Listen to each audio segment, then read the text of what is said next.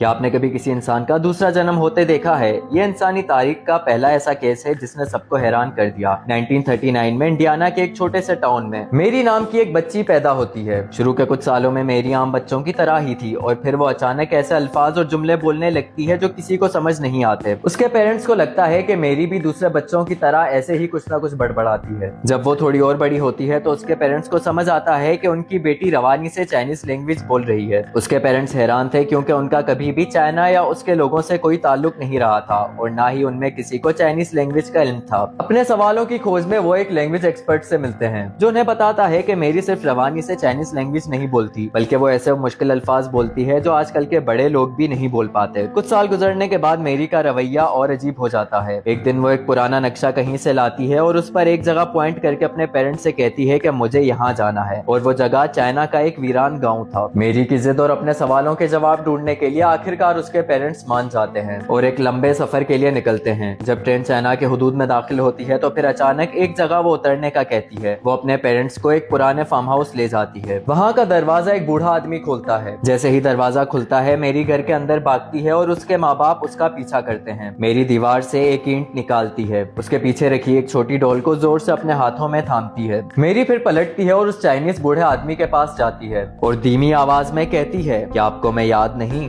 یہ تو